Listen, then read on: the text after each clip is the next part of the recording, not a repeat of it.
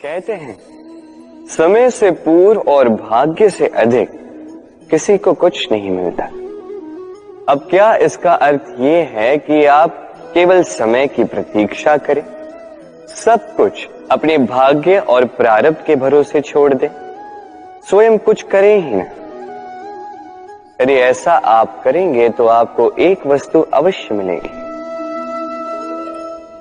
निराशा, असफलता। अब आप कहेंगे कि यदि सब कुछ समय और भाग्य पर ही निर्भर करता है तो हम कर ही क्या सकते हैं? कर सकते हैं प्रयास, परिश्रम।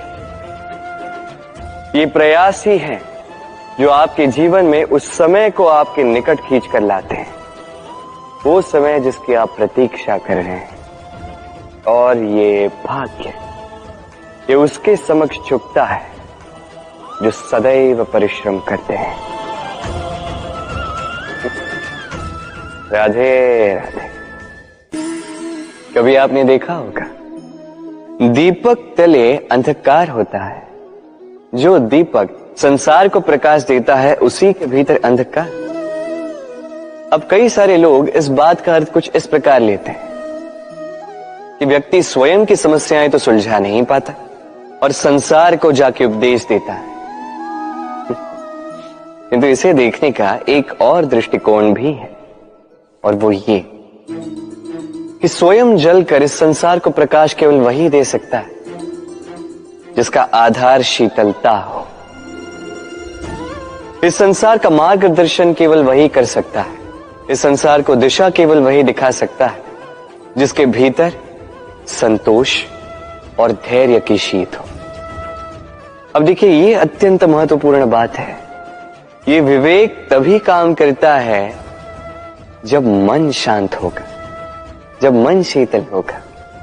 इसलिए यदि आप इस जीवन में कुछ बड़ा कार्य करना चाहते हैं तो सर्वप्रथम अपने इस मन को, इस हृदय को, इस विवेक को, इस आधार को, इस तल को शीतल रखना सीखिए। धैर्य रखिए। संसार में ऐसा कुछ भी नहीं जो आप ना कर पाओ। राधे राधे। वाणी मनुष्य को मिली सबसे अद्भुत भेंट।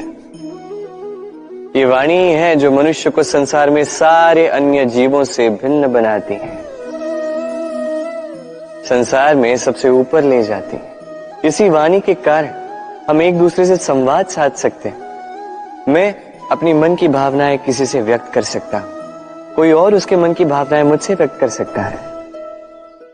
ये वाणी ही हमारी सबसे बड़ी ढाल भी है। अब देखिए ना, आपने देखा होगा किसी की वाणी मीठी होती है तो लोग उससे प्रेम करते हैं, उसे अपना मित्र बनाते हैं।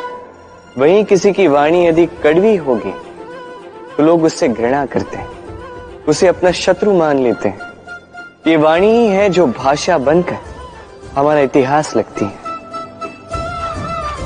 किंतु क्या हम सच में वाणी के विषय में इतना सोचते हैं जितना हमें सोचना चाहिए?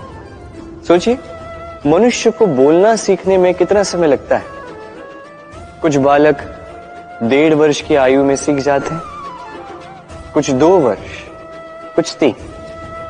अब मनुष्य 1.5 वर्ष की आयु में बोलना सीख तो जाता है, पर क्या बोलना है ये जीवन भर सीख नहीं पाता। इस पे ध्यान केंद्रित कीजिए, समझने का प्रयास कीजिए कि बोलना क्या है। अपनी वाणी शुभ रखिए, अपनी वाणी मीठी रखिए, और इसी मिठास के साथ मेरे साथ आकर कहिए, राधे राधे। समय, कहते हैं समय से पूर्व कुछ नहीं होता, हर बात का एक समय होता है। समय से पूर्व ना सूर्योदय होता है, ना सूर्यास्त होता है। समय से पूर्व पौधों में ना पुष्प खिलते हैं, ना फल। किंतु एक बात सोचिए, यदि वर्षा आने से पूर्व किसान भूमि ना जोते, वो बीज ही ना पिरोए, तो क्या फसल उगेगी?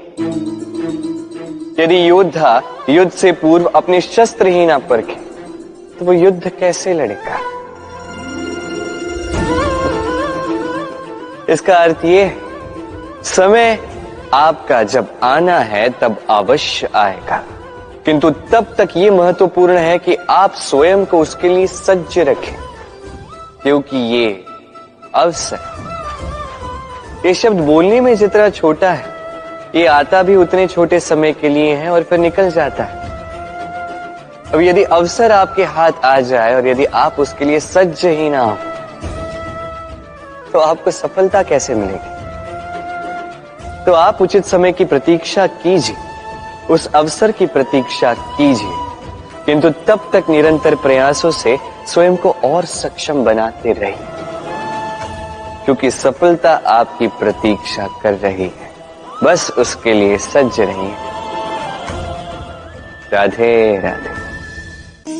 हम में से कई लोग अक्सर स्वयं को अकर्मण्य मान लेते हैं, सोचते हैं अब तक इतने प्रयास किए, कुछ नहीं मिला, कदाचित आगे भी कुछ नहीं मिलेगा, और इसीलिए अपने जीवन का सारा बोझ किसी और के कंधे पर डाल देते हैं, स्वयं पर विश्वास ही खो देते हैं। क्यों नहीं समझ पाते ये बात कि जब तक पांव में कांटा नहीं चुभेगा, व्यक्ति को ज्ञात कैसे होगा कि आगे नीचे देखकर चलना होगा। सूर्य को स्वयं जलना पड़ता है ताकि दूसरों को प्रकाश दे सके। रात्रि के अंधकार से लड़ने के लिए चंद्रमा को आकाश में अकेले चलना पड़ता है। नदी अपनी यात्रा कैसे बनाती है, अपना मार्ग कैसे बनाती है? इन चट्टानों से लड़कर बनाती है। यदि आप स्वयं आपकी सहायता करने में सक्षम नहीं रहे, तो निश्चित रूप से आपका यह जीवन व्यर्थ ही है। स्मरण रखिएगा, इस संसार में अपने जीवन का भार अपने ही कंधों पर उठाना पड़ता है। दूसरों के कंधों पर केवल शव यात्रा चलती है। और इस संसार में जीवित वही है जो आत्मनिर्भर है।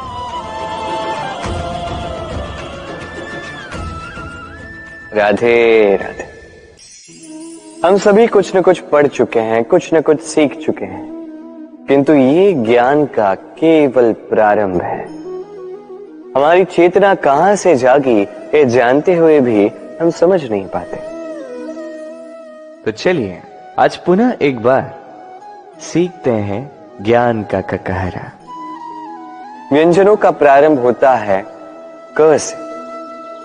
क से कबूतर, ये पढ़ते पढ़ते हम शब्द रचना सीखते हैं, उसके पश्चात सब कुछ।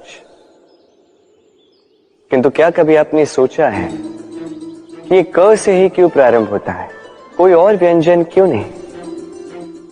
क्योंकि ये क दर्शाता है करुणा। करुणा जो सबसे महत्वपूर्ण भाव है।